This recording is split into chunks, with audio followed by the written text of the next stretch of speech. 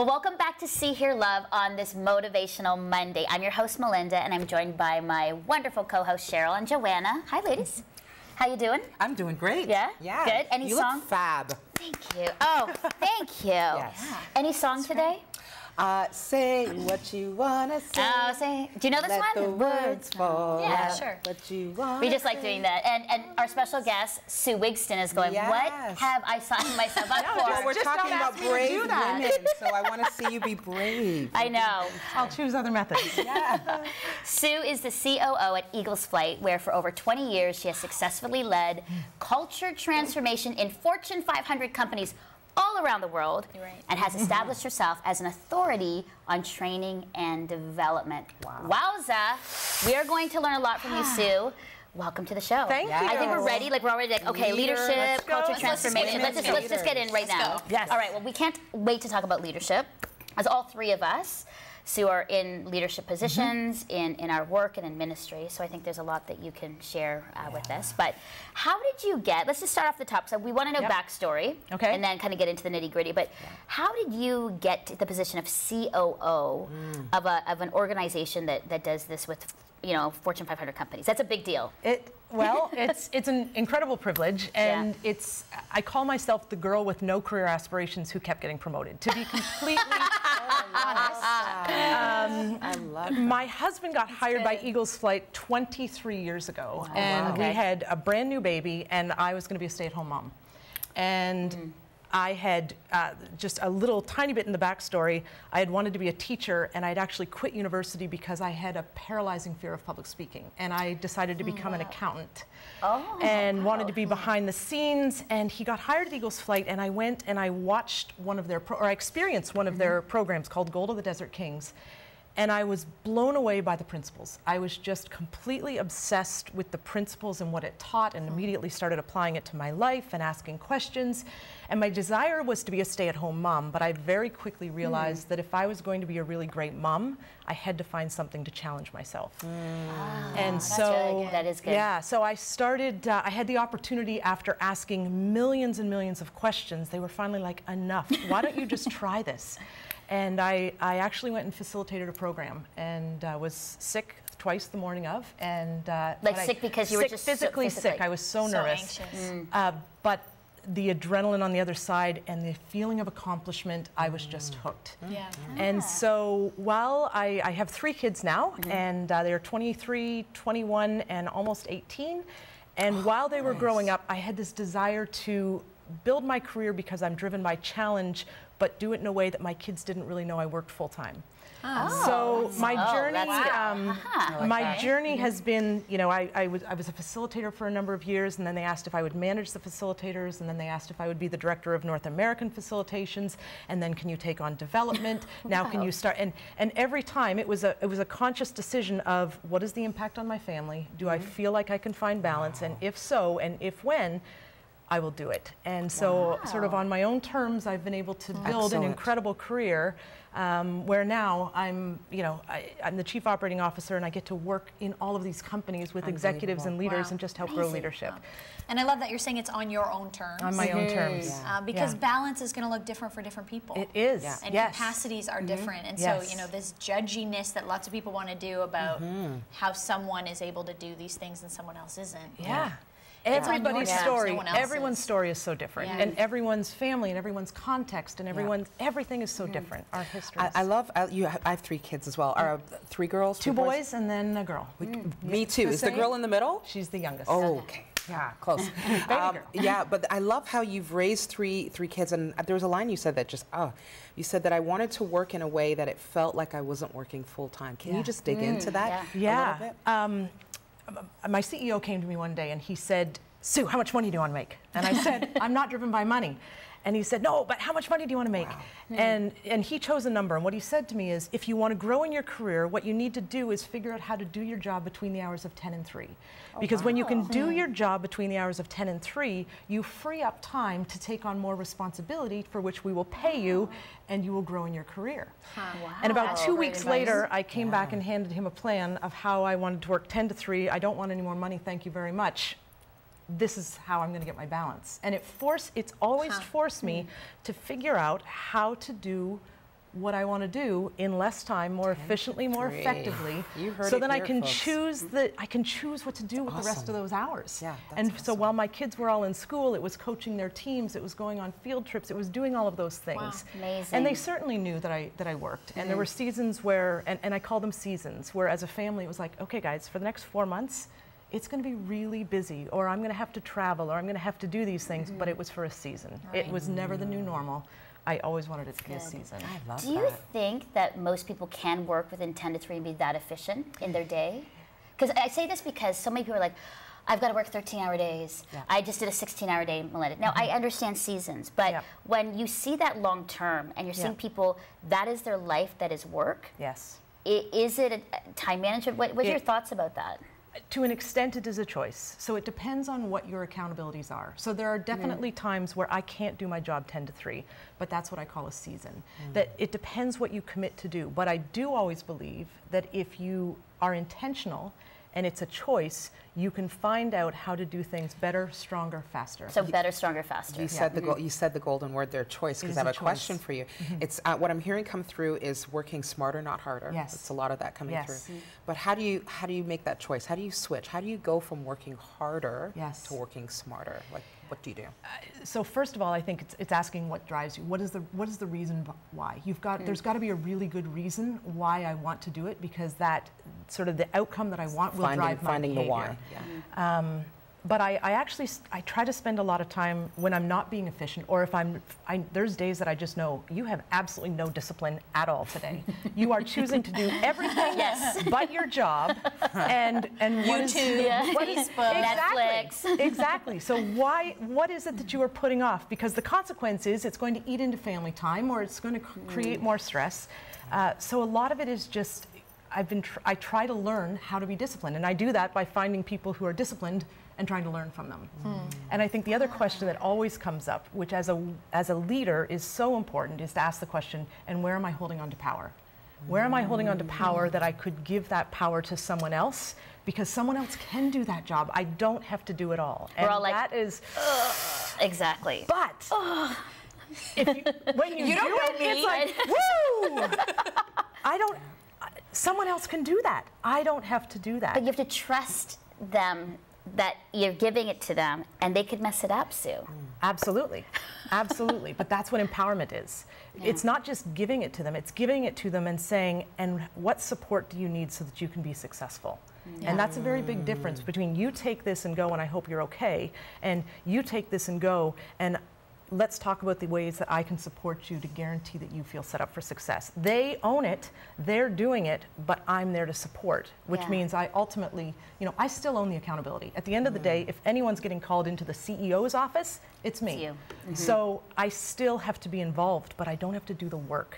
Right. And that's what empowerment's all about. Yeah, it's good.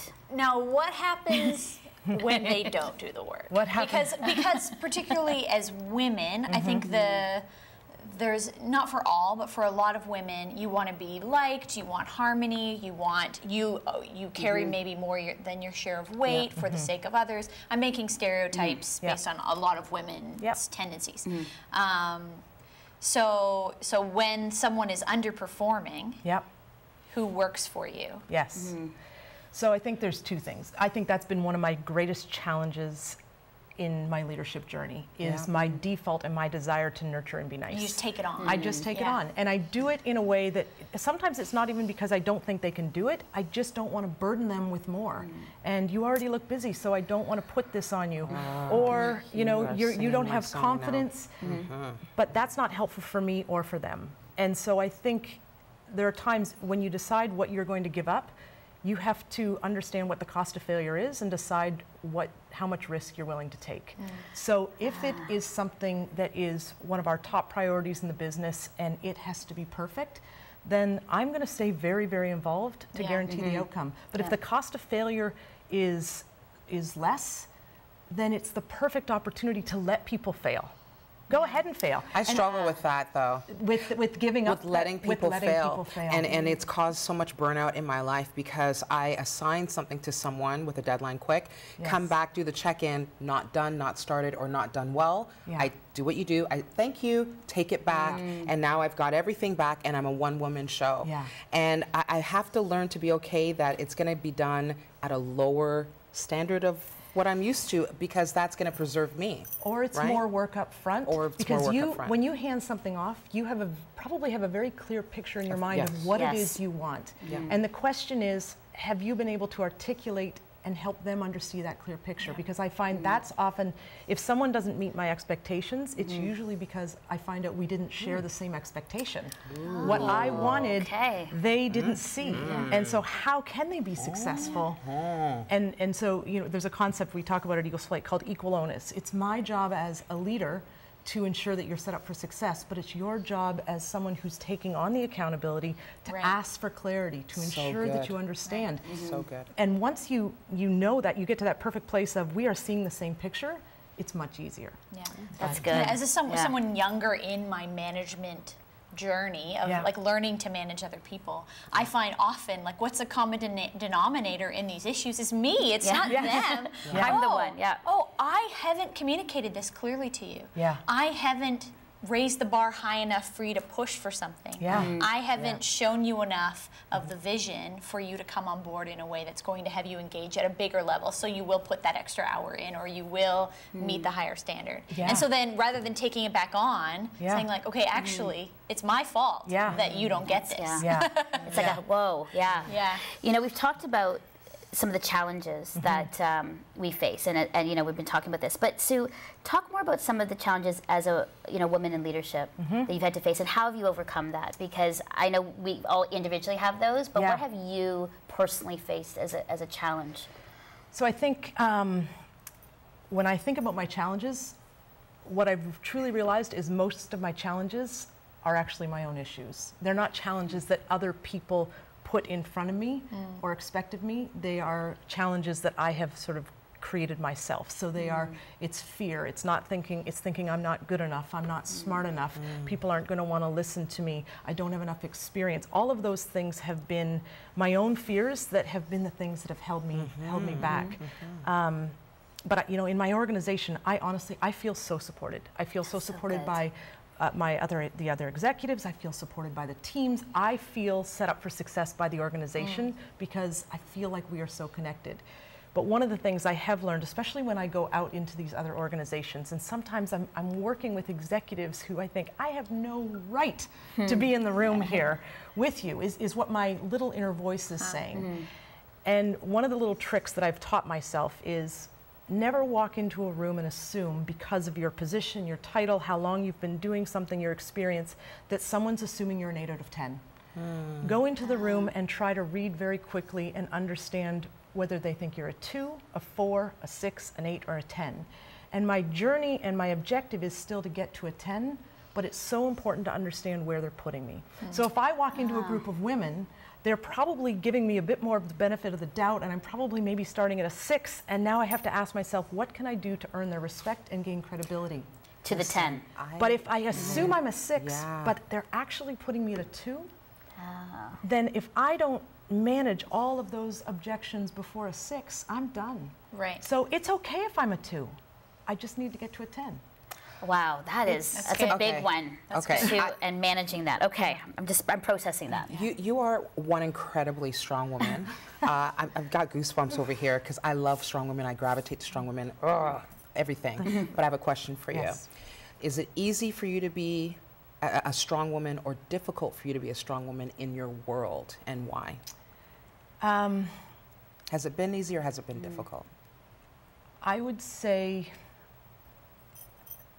I hope this comes across right. I would say it's been easy, but here's why.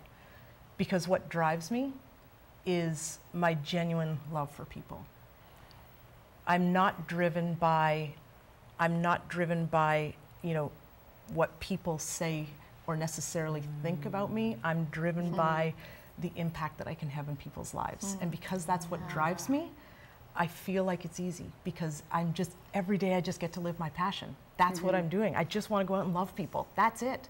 And by doing that, I'm the girl with no career aspirations who's continually been promoted because I've just been able to follow my passions. I would say if my ultimate goal was to achieve a certain status and constantly be fighting for more and never feel satisfied, I think I would look back and say, wow, the journey's been hard. The journey's been hard.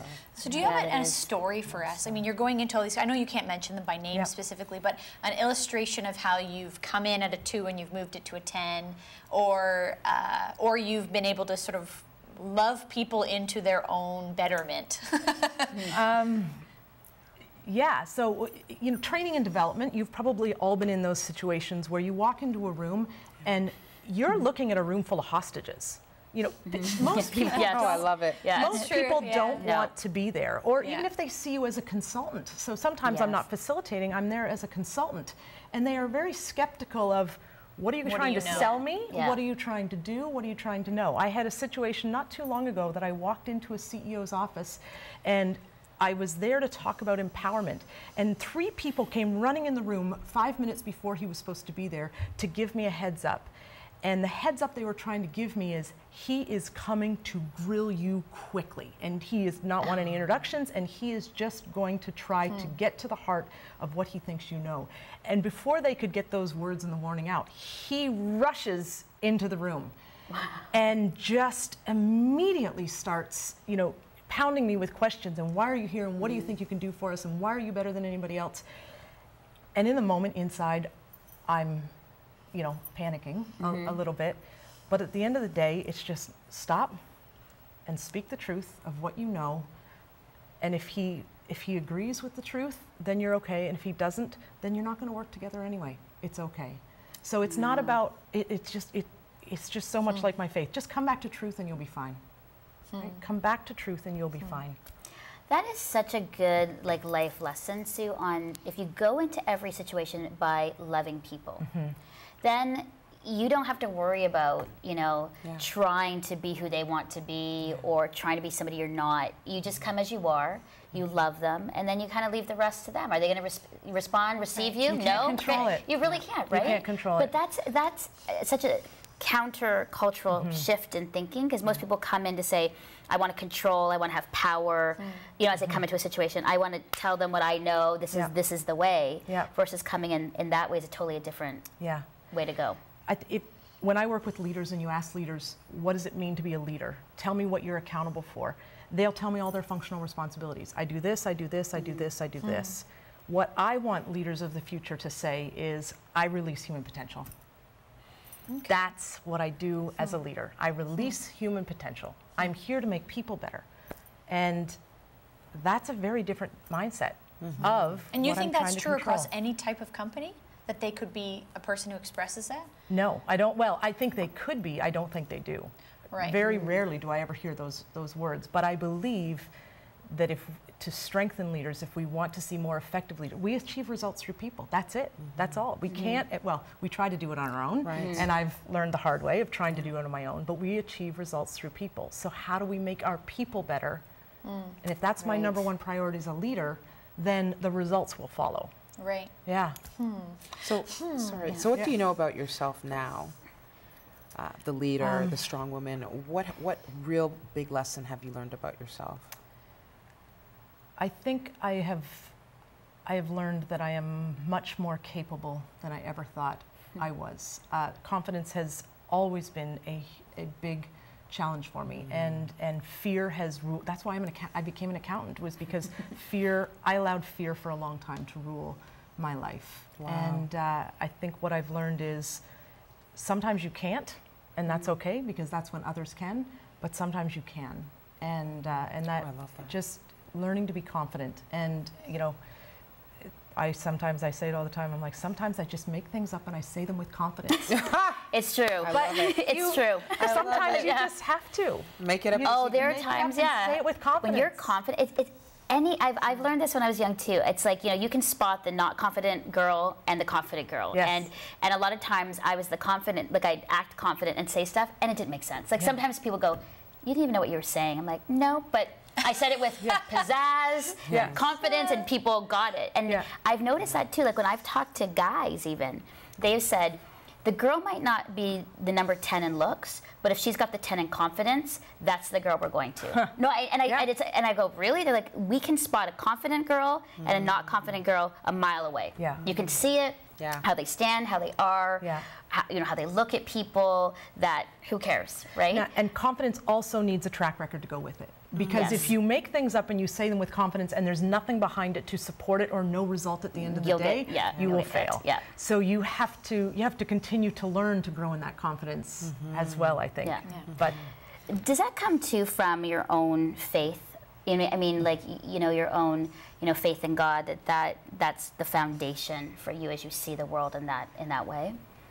I think my faith as a foundation, I think there's two things, and I've talked about both of them already, is number one, the God that I love and Jesus is about love. And so if I'm going to model my life after someone, then I just want to love people. That's what I'm called to do. But I think what has been so instrumental in my faith journey is just learning how to recognize lies and find the truth.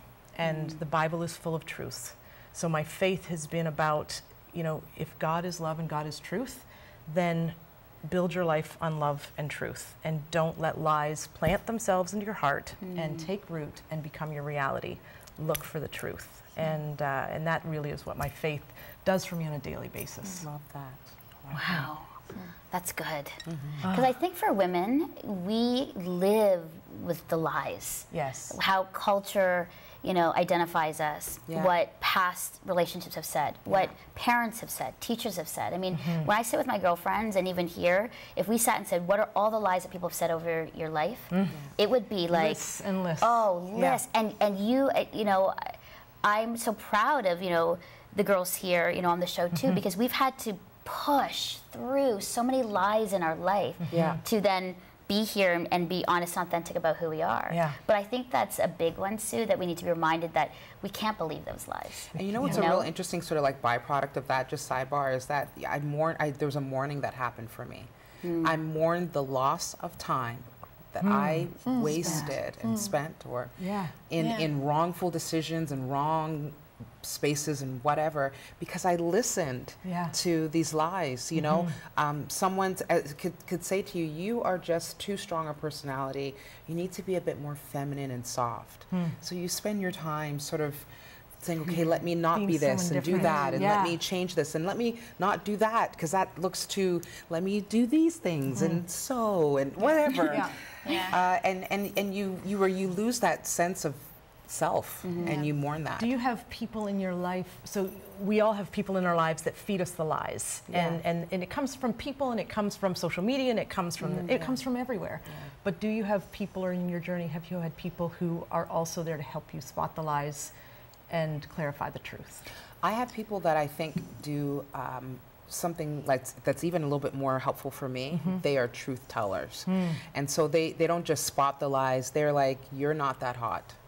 Okay, thank you. I needed that. I needed that. This was not that great, and you didn't handle that well. And I think we all need someone to come and give that injection of truth. Well, that's a really interesting point that you just made, because sometimes the lies actually do make us feel better about ourselves, don't they? Sometimes they tear us down, sometimes they build us up. But what you just said is the truth is about really helping you be the best person you can be. And then a wise counsel will know when to say what. Yes. Because, like a parent, you can't expect a 2-year-old to act like a 10-year-old in their behavior and their ability. A wise and loving person caring for us in our life will know when it's time to push into something, when it's time to just, let's choose one thing about what you just did that we can work on, not the 20 things, because you can't do it all at once. It's overwhelming. You go into a pit of hopelessness. And despair. I know. Where would we be in life if we had those truth tellers right from the get-go that would say something like, this is, I don't know if this is for you. I don't know if this is your calling, your path. You're struggling in it, hon.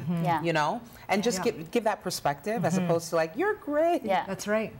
I've always had that. My parents have always told it like it is. They love me, but that's good. That's healthy. But like, what you're wearing, not good on you. That boyfriend, nice guy, not nice for you. You know, this career direction, you know what?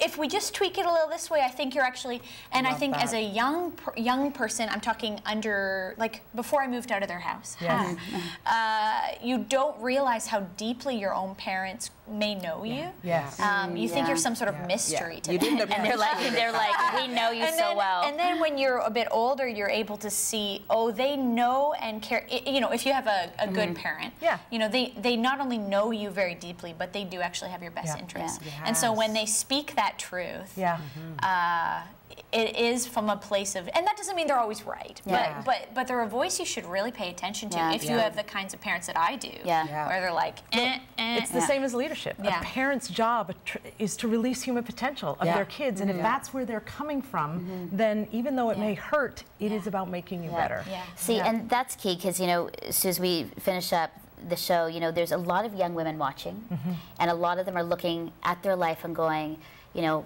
God is leading me into places of leadership, and they're scared, and they have no idea if they're going to be supported, if their parents will like it, if their church will be supportive. I mean, there's so many things that women have to wrestle through as they go through leadership. What would be, I mean, we talked a lot about advice, but what would be sort of like your send-off to them to say, you're at the cusp, you know, go girl, what would you say? John McCauley, who you know, has a great definition of leadership, and his definition that he uses at Muskoka Woods is leaders are people that look at the world and say it doesn't have to be this way and do something about it. And so all it needs to be is, if there's something in your life that you know you could do something and make a difference, then do it. Then do it. And at the end of the day, you have to own your own consequences, and sometimes they're hard and sometimes they're great.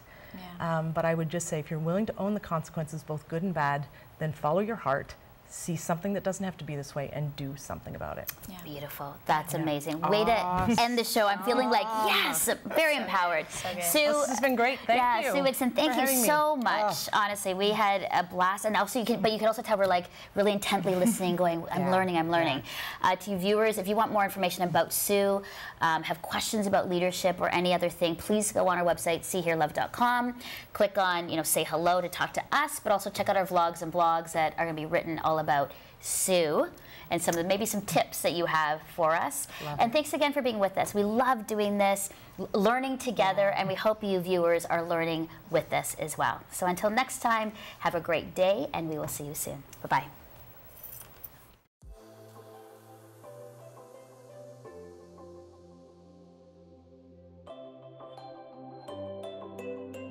Melinda's Hair by Paolo Marola. Melinda's Clothing sponsored by Denise Boutiques. Clothes for every woman. ShopDenise.ca.